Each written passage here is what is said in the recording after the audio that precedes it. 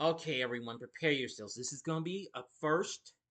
I am going to give you both my first time watches and re-watches rankings together in one vid for the month of September 2024. So be on your toes.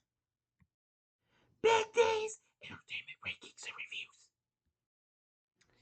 So, greetings, my fellow YouTubers, and welcome to Big D's Entertainment Rankings and Reviews. My name is Noel, better known to as the Big D. This time around, I'm going to be doing a first. My first time watches and re-watches rankings together, but just this one time since I failed to do this last night because I had an unfortunate issue with my dinner last night. It wasn't agreeing with me, unfortunately, and caused me to get, well, I really don't want to talk about that. That's kind of bombard you all a bit, okay? So let's do this. Now, for this half, I'm going to just do the first time watches with pictures and do a brief talk about them. For the re-watches, I won't show you pictures, but I'll give you rapid fire on the rest of those, okay? So I watched 15 films for the first time. If you're ready, let's get this ranking started. Sit back, relax, and here we go. Coming in at number 15 is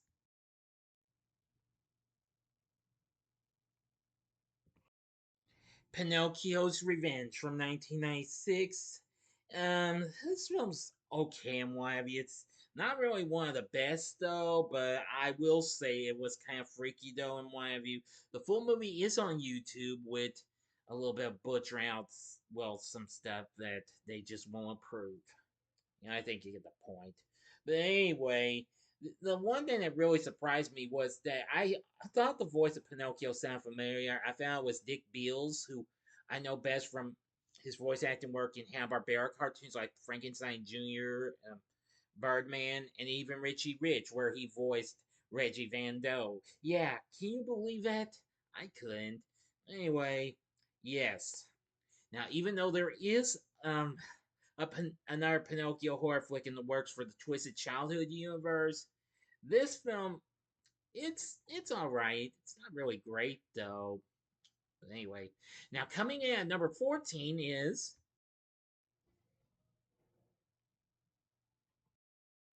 Uglies. Now this is a new Netflix film based on the book of the same name. I recently did a spoiler-free review of this film, and well, it's okay and what have you. Not really one of the greatest though, but Joy King does, however, make it good for me and what have you. I appreciate it having some pretty good sci-fi vibes to it, but this isn't even close to being as good as I hoped for. I hope for the best they'll do better if they do the sequels to this. We'll see what happens, but I can't guarantee you that just yet. But the rest of the cast was okay. I did like some of the sci-fi elements though featured in this story though. Definitely. Next up at number 13 is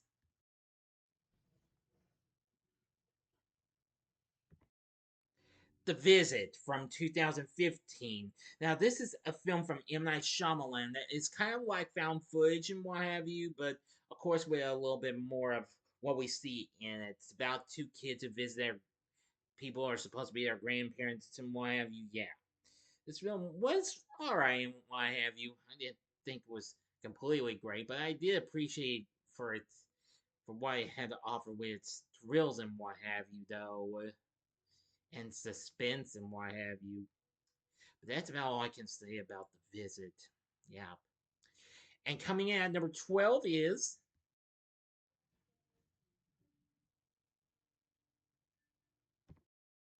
Prehysteria 3 from 1995. This is a direct to video film. The film's actually available to watch on Tubi, and we'll see where its predecessors wind up in a little bit. This film is brief. It's pretty funny and what have you. I feel like it's the weakest though, but it still has fun moments with the dinosaurs we meet from the first film and the second film. They actually decided to have some fun and help this girl out, save, well, it's here golf course and what have you. Especially, well, and make it into a fun miniature golf course. So anyway, from what I've seen, I think this film's pretty funny and what have you. But I won't talk too much about because I haven't even reviewed these films yet.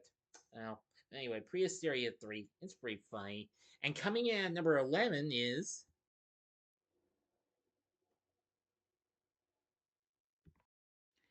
Cinderella's Revenge. Now, this is a Canadian slasher which was released earlier this year. I really liked this film. Just well, for most of the part, I liked the gal who played Cinderella, Lauren Stark. I hope that's how you pronounce it. Natasha Henstridge, who I remember from TV She Spies and The Whole Nine Yards, and some other films. She played the fairy godmother. I thought she was pretty good. So anyway, this film's just so bloody good, and I'll be thankful that this isn't part of the TCU, the Twisted Childhood universe. Yeah. But anyway, if you haven't seen this film, check it out. It's kind of a little silly in some ways, but fun though, and bloody too, definitely. Next at number 10 is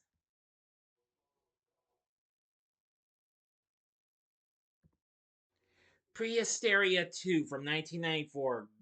This film's pretty good and fun and what have you.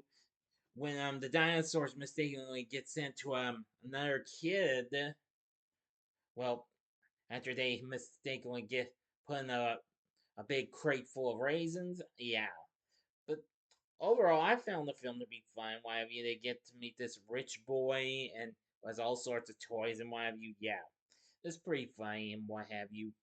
I thought it was kind of fun and stuff like that. And at number nine, just happens to be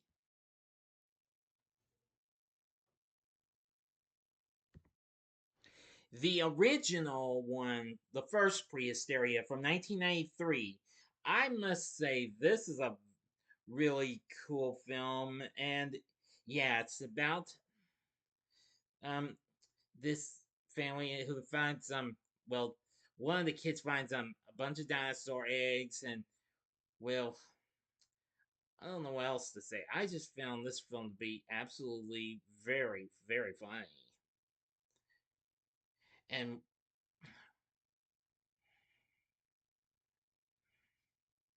yeah, where yeah, five miniature baby dinosaurs named after, and they name them after famous pop musicians as well.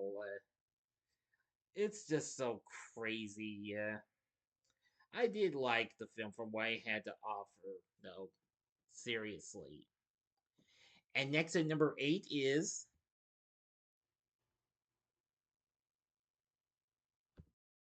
Civil War, which came out earlier this year. This is a pretty good film. I liked it.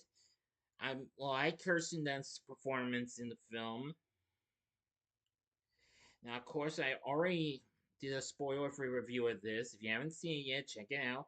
Alex Garland did a pretty good job with his story and direction. I thought the story was absolutely good as well. Kaylee Spaney was in this film as well. I liked her performance as well.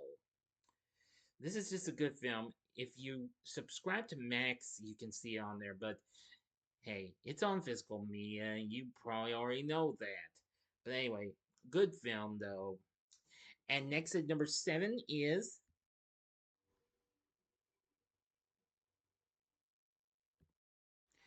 Kalki 2898 AD, which came out this past summer. This is the first time I watched an Indian film. I did watch it with subtitles.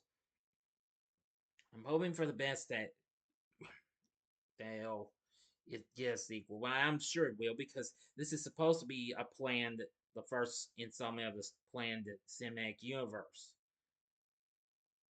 It kind of makes me feel like I'm seeing a Bollywood type version of these film these sci-fi films such as Star Wars or heck even the Rebel Moon films, except or the Dune movies, yeah, except with an Indian cast.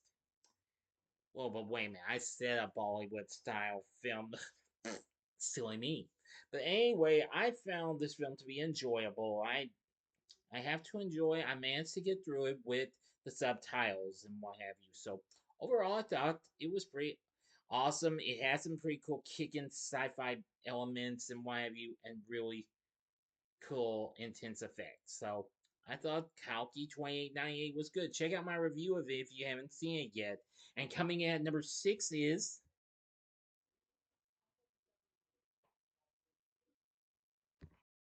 Zots from 1962. Now, this film's pretty funny and what have you, especially with this being done by William Castle, who did a pretty good job in this. He actually has a cameo in the film. I really won't get into too much details on this. This has Tom Poston in this. You might remember him from Mork and Mindy and Newhart. Jim Backus, the voice of Mr. Magoo, and of course Mr. Howell on Gilligan's Island. Yeah, this was really something. It's based on the 1947 book of the same name about a man who obtains magical powers from a god of an ancient civilization. This film's so wow.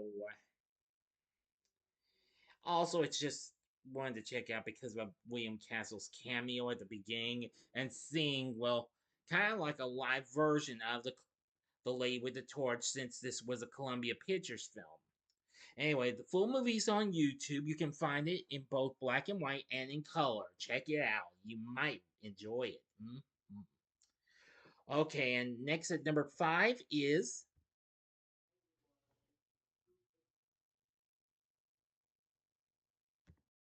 No Escape from 1994. This is a pretty underrated sci-fi action flick and what have you, starring the late great Ray Liotta, and I didn't know what to think of this. I had been hearing about this so much, but anyway, of course, based on the book The Penal Colony, and it's set in a dystopian future where a former reconnaissance marine serves life imprisonment on an island inhabited by savage and cannibalistic prisoners. Man, this was so intense. It has a pretty good cast that includes Lance Henriksen and Ernie Hudson. I thought this film was pretty cool and why maybe I'll review it someday, but still pretty awesome. Next at number 4 is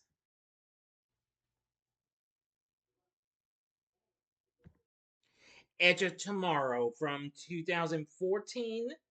I must say, this is a Tom Cruise flick I missed out on. I knew this film got lots of good response, and I thought it was just so awesome. He and Emily Blunt are really good in this. It takes place in a future where most of Europe is occupied by an alien race, and a major here, who happens to be a public relations officer who doesn't have combat experience, is forced to join by his superiors to join a landing operation, only to find himself in a time loop. Yeah, this was so cool and awesome. I really liked Edge of Tomorrow for what it had to offer. So anyway, I think it was cool. I think I'll review this sometime down the road as well. We'll see what happens. Next up at number 3 is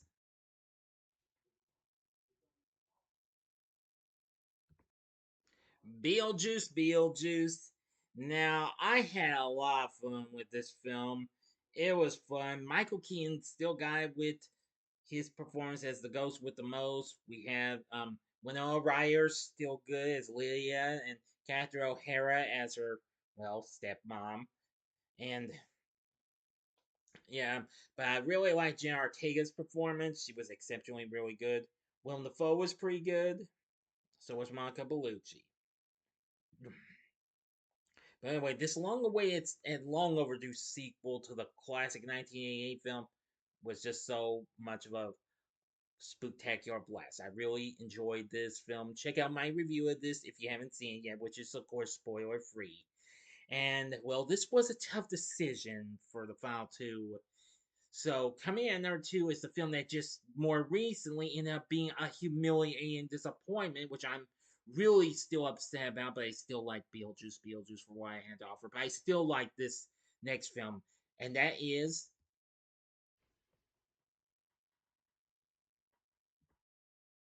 Transformers 1.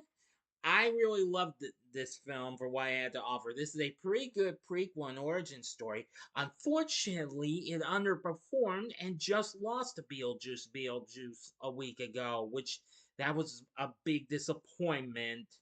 Now I'm worried that this won't get any follow-ups because of this underperformance. But however, they're saying that if it is, but we can't guarantee it. Even though they confirm they will make a sequel if it turns out a success. But, but it's a possibility it could still do well because it's been doing well overseas, and it's just kind of got not too far from getting into the way its budget's looking. So maybe there's a possibility, but let's not jump to any conclusions or anything else like that. You know what I'm saying. But this film had some pretty good voice acting. Chris Hemsworth, Brian Tyree Henry. Yeah, everyone was really good. I really liked the animation, and it was really an awesome film. And my number one first time watch of September 2024 is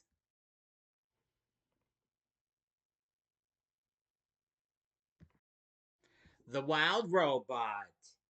Yes, now I really love this film. This was so breathtaking, so amazing, spectacular, beautiful, and all that stuff. If you haven't seen my review of it yet, you need to check it out. I think this is probably one of the most amazing DreamWorks animation films to come out to this day.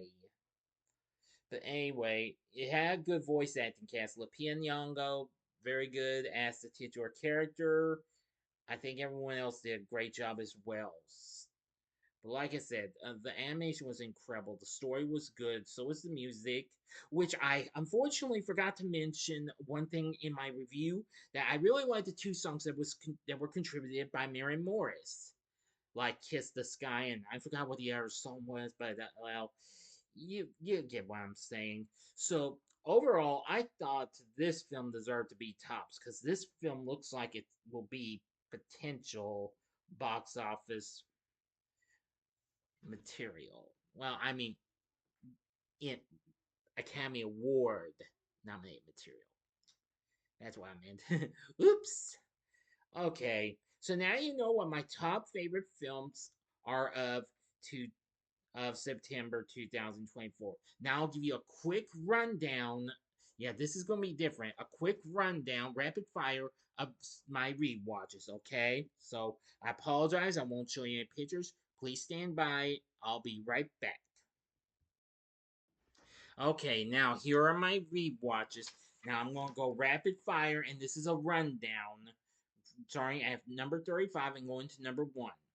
Here we go. Number 35 is Superman for the Quest for Peace. Still not great, but okay. Number 34 is the RoboCop remake from 2014. That's the only film in that franchise I have yet to review. I forgot I did see it one time. I have to revisit it. It's still okay. It's still not that great. Number 33 is Prom Night 4, Deliver Us from Evil. Not bad of a sequel, just different than the rest. Number 32 is Ma. Second time watching that. Octavia Spencer's pretty good, and her performance as a titular character pretty good. Number 31 is the Carrie remake from 2002. Of course, that aired on NBC as a potential for a TV show, but they didn't make it. But still, I liked Angela Bassett as Carrie. She did pretty good. Number 30 is the Prom Night remake from 2008. Good, but that's the one film in the franchise I have yet to review, but I will sooner or later. Number 29, Superman 3. Yes, still not great, but it still proves to be a little bit more alright and what have you, though. Yeah, I thought I'd watch the Superman franchise for films since Christopher Reeve would have had his birthday last week. And of course, I know Warner Bros. And Fam Events actually did release that documentary film of Superman, the Christopher Reeve story. Yeah, I hope to see it when it comes to Max. Number 28, Robocop 3. Yeah, again, not too bad. I know they had a different portrayal for Robocop, and this was PG-13 made, and so it was okay. Number 27, Steel. Love this movie still. And I actually did find out that the director of this film is Kenneth Johnson, who actually worked on the Incredible Hulk TV series as well as the Bionic Woman. Yes, you heard me correctly. Prom Night 3, The Last Kiss is next at 26. Not bad of a sequel. Of course, you can find the full movie on YouTube. Not to be like the first two and the fourth one. Number 25 is The Crush. Love that film. Alicia Silverstone, really cool in her first film. Star Trek Beyond's next at 24. A good sequel. Sorry, shame it underperformed though, but If you haven't already, check out my review on that. Number 23 would be Fear. Love that movie. Film that got me introduced to Reese Witherspoon. Love it. Hello, Mary Lou. Prom Night 2's next at 22, and it's not too bad of a sequel. A little different than the first, but still pretty good. Jawbreakers after that at 21. Love that movie. One of the great um, chick flicks. Well, in my opinion, but this is pretty underrated though. Next is Death Warrant at 20. I recently did a collab review with my friend Tristan, the Porch Man. If you haven't seen it yet, subscribe to his channel and check out that video. The original Buffy the Vampire Slayer is number 19. Now, look for a review of that coming up this month. Um, with Christy Swanson, the late great Donald Sutherland. Yeah, good film. The Child's Play remake is next at 18. Underrated though, but I still like it for what it had to offer. I mean, it's not quite as memorable as the others, but still pretty good though. Happy Death Day to You's next at 27. Good sequel with a little twist and turns in the time loop field of the first film, which is still ahead on this ranking. Next up is RoboCop 2 at 16. Good sequel, love it. Same can be said for Star Trek Into Darkness, which is 15, another good sequel. And Superman 2, 14. Yes, that's a good sequel. Love that one. And Slumber Party Massacre 2 is 13. That's also good. So many number twos back to back to back. Time Cop is at 12, which I recently did a review of that. Glad y'all are enjoying that. That's a real good Jean Claude Van Damme movie, and I love it after only seeing it twice. Happy Death Day is number 11, and it's not too bad. For the top 10, we have Megamind at 10. Finally caught that film. I will review that sometime sooner. If you're thinking I'm going to see that new film that came on Peacock a few months ago, you got another thing coming. I'd rather watch something better than that. The Friday the 13th remake or reboot is at 9. I'm gonna say it's a good film, pretty underrated, but I like Derek Mears as Jason. He's pretty awesome. The Slumber Party Massacre original is 8. Love it. It's awesome. The original Friday the 13th is 7th. And I can't go wrong with that one. The Lego Batman movies after that at 6. And I enjoy that. It's just a good idea review of that. It's just so incredible. Beetlejuice is up at number 5. I thought it was still as spectacular as I remember. I watched it before I saw the new one. Then at 4 is Star Trek First Contact. Great sequel. My favorite of the Star Trek The Next Generation films. If you haven't seen my review of that yet, check it out. The original RoboCop is next at 3, and I still love it to this day. Yeah, still as good as I remember. Joker is second, and make it only the second time I've seen it since the day it came out 5 years ago. Finally glad to get some brains here and watch that finally. I'm looking forward to seeing the new sequel when it comes around. And my number one rewatch of September 2024 is Superman from 1978. The one that started all. Christopher Reeve, good. Gene Hackman, good as Lex Luthor. Enough said. Alright? So now you know what my rewatches are. So you can let me know what you thought about both these rankings and stuff like that. You can tell me what did you watch for the first time or rewatched for the month of September 2024. If you don't think you want to, no problem. I'm cool with that.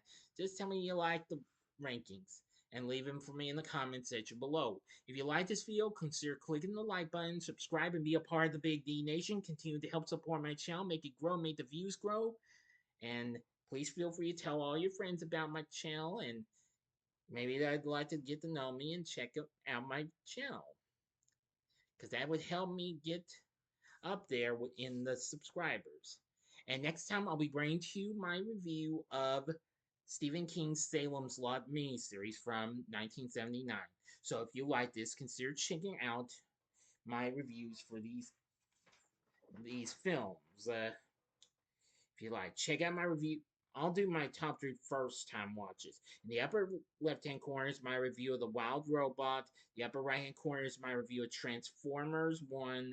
And the bottom left hand corner is my review of Beetlejuice. They're all spoiler free. In the bottom right hand corner is the button you can click to subscribe. If you like rankings and reviews on movies, TV, music, video games, etc., then I'm your guy. Thank you for watching. Until next time, I'm the Big B saying, see ya.